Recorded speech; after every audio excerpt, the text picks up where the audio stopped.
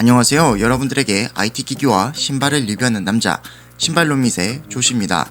한 주의 시작을 비와 함께 시작하네요. 4월 넷째 주 IT 소식들에는 어떤 것들이 있을지 지금부터 함께 만나보시죠.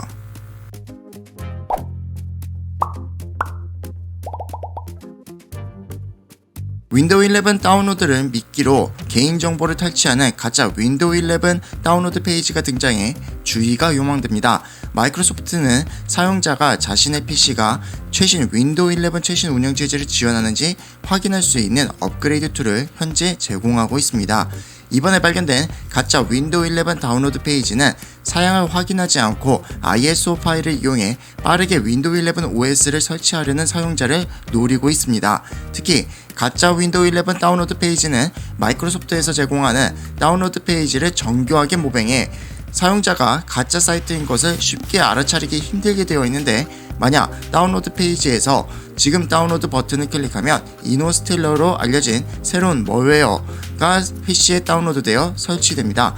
이 멀웨어는 윈도우 디펜더 및 레지스트리 보안을 비활성화하고 다른 보안 제품을 제거하며 이노스틸러가 PC에 성공적으로 침투한 이후에는 웹브라우저 데이터, 개인정보 및 암호화폐 월렛 데이터 등 정보를 빼가는 것으로 알려졌습니다. 이노스틸러가 가짜 윈도우 11 다운로드 페이지를 통해 PC를 감염시키는 최초의 멀웨어가 아닌 만큼 앞으로 동일한 수법으로 사용자의 정보를 탈취하려는 멀웨어가 많이 등장할 것으로 외신은 내다보고 있습니다. 삼성전자가 저가형 스마트폰 라인업에 엑시노스 AP 탑재를 늘릴 계획이라고 외신이 보도했습니다. 보도에 따르면 삼성전자는 향후 신흥 시장을 공략하기 위해 중저가 스마트폰 라인업에 엑시노스 칩셋을 사용을 늘릴 것으로 알려졌습니다. 이에 맞춰 최근 북미 시장에 새롭게 출시된 갤럭시 A13 4G 모델에는 엑시노스 850 프로세서가 탑재되었으며 5G 모델에는 미디어텍 디멘시티 700 프로세서가 탑재되어 있습니다. 삼성이 갤럭시 A13 4G 모델에 엑시노스 칩을 탑재한 것은 아주 의미심장합니다. 작년에 출시된 갤럭시 A12 4G 모델에는 헬리오 P35 칩이 탑재돼 미디어텍의 시장 점유율 상승에 중요한 역할을 했습니다. 시장 조사기관 옴디아에 따르면 갤럭시 A12는 작년 5,180만 대가 출하되면서 세계에서 가장 많이 판매된 스마트폰에 이름을 올린 바 있습니다. 단일 모델로 5천만 대 이상이 판매된 스마트폰은 갤럭시 A12가 처음입니다. 또 갤럭시 A13 4G 모델은 조만간 국내 시장에도 출시될 예정입니다. 삼성전자의 하반기 전략 폴더블 스마트폰 갤럭시 Z 폴드 4에 S펜 내장 슬롯이 제공되지 않을 것이라는 새로운 정보가 전해졌습니다. 외신에 따르면 중국 IT 전문가 아이스 유니버스는 트위터를 통해 갤럭시 Z 폴드 4에는 S펜이 내장되지 않을 것이라면서 갤럭시 Z 폴드 4는 더 작고 얇아질 것이라고 주장했습니다. 작년에 출시된 갤럭시 Z 폴드 3는 폴더블폰 최초 S펜을 지원하지만 기기 자체에 보관할 수 있는 슬롯은 없었습니다. 그러나 지난 2월 일부 매체들은 갤럭시 Z 폴드 4에 S펜 내장 슬롯이 제공될 가능성이 있다는 보도를 내보낸 바 있습니다. 한편 갤럭시 Z 폴드 4는 카메라 업그레이드에 초점을 맞출 것으로 예상되고 있는데, 이전 보고서에 따르면 갤럭시 Z 폴드 4는 메인 카메라 화소가 1억 800만 화소로 업그레이드가 되고 망원 카메라는 3배 광학줌을 지원하는 1000만 화소 망원 카메라가 장착될 것으로 전망하고 있습니다. 또 업그레이드된 슈퍼 UTG를 탑재해 화면 주름 현상이 개선되며 삼성 폴더블 최초 싱글 힌지 시스템이 적용되면서 이전 모델보다 더 가볍고 얇아질 것으로 기대를 모으고 있습니다. 애플 차기 아이폰 14 프로 라인업의 디자인이 일부 변경될 것이라는 소식입니다. 외신은 이연 젤보가 제작한 렌더링을 기반으로 아이폰 14 본체의 모서리 부분이 이전 모델보다 둥근 디자인으로 변경될 것이라고 보도했습니다. 아이폰 14 프로의 변경된 디자인은 후면 카메라 디자인과 밀접한 관련이 있는 것으로 현재 보고 있는데, 아이폰 14 프로 라인업은 57%가 커진 새로운 4800만 화소 카메라 시스템이 탑재되면서 더 큰 후면 카메라 어레이에 맞춰 모서리 디자인이 변경될 것으로 전망하고 있습니다. 또 디자인이 변경된 아이폰 14 프로 디스플레이도 영향을 줬을 가능성도 있으며, 아이폰 14 프로 라인업은 기존 노치 대신 상단 중앙에 듀얼 펀치홀 디자인을 적용할 것으로 보입니다. 디스플레이 주변 베젤도 약 20% 얇아질 수 있다는 소문도 돌고 있습니다. 한편 이현잘보는 현재 다양한 루머를 기반으로 아이폰 14 프로의 상세한 렌더링을 제작하고 있습니다. 최종 렌더링은 존 프로서가 운영하는 프론트 페이지 테크에서 조만간 공개될 예정이라고 합니다.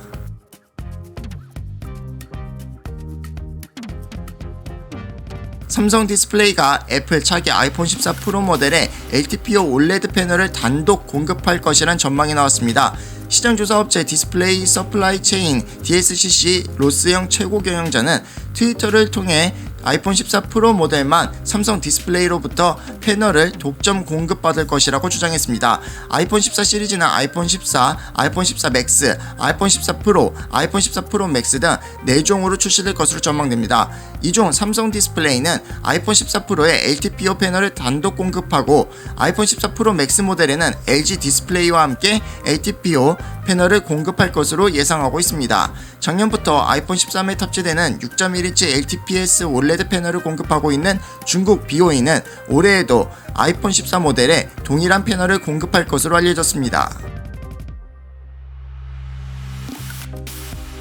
AMD의 차세대 CPU와 GPU에 대한 내용이 현재 소문으로만 무성한 가운데 최근 RDNA3 즉 RX 7000 시리즈에 대한 내용이 언급되고 있습니다. 현재까지 알려진 RX 7000 시리즈에 대한 정보로는 최상위 플래그십 및 하이엔드 라인업 제품에 있어서는 MCM 구조를 적용하여 RX 6900XT 대비 최대 3배 많은 15360 SP 코어를 적용할 것으로 예측이 되고 있으며 전성비에 있어서도 기존 GPU 대비 더 향상될 것으로 알려져 있습니다. 전성비에 있어서는 엔비디아와는 달리 조금 더 적은 전기를 사용할 것이라는 예측도 함께 나오고 있는데 이러한 예측이 나온 이유로는 기존 TSMC 7나노에서 전성비에 있어 더욱 개선된 차세대 공정 5나노 또는 4나노미터 공정 적용이 예측되고 있기 때문입니다. 실제 성능에 대한 예측으로는 최소 50%가량 최대 100%가량 성능 향상이 예측되고 있으며 현재까지 나온 루머 정보와 같이 제품이 출시된다면 엔비디아 RTX 40 또는 50 시리즈와 대비 전성비와 함께 실제 성능에 있어서도 앞설 것이라는 분석이 꾸준히 나오고 있습니다. 한편 현재 다양한 루머 정보가 언급되고 있는 RDNA3인 RX 7000 시리즈의 출시는 올해 하반기 중으로 예측되고 있습니다.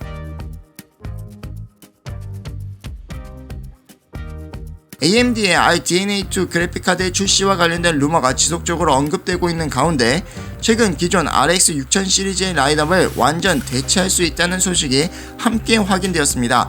해당 내용은 외신 WCCF 테크와 하산 무지타바의 트위터 내용으로 현재 AMD에서는 더 빠른 GDDR6 메모리를 탑재한 RDNA2 리프레시 모델에 집중할 예정이며 일부 AIB 제조업체에서는 이러한 AMD의 움직임에 따라 기존 RX 6900XT, 6700XT, 6600XT를 단종시킨 후 리프레시 모델이 그 라인업을 대체할 것이라는 내용입니다. 당초 언급된 루머로는 기존 라인업은 유지하며 새로운 리프레시 모델을 추가 구성한 라인업을 구축할 예정이라는 예측이 있었으나 이번 루머 내용이 맞다면 일부 AMD 그래픽카드 라인업의 교체로 이어질 것으로 보입니다.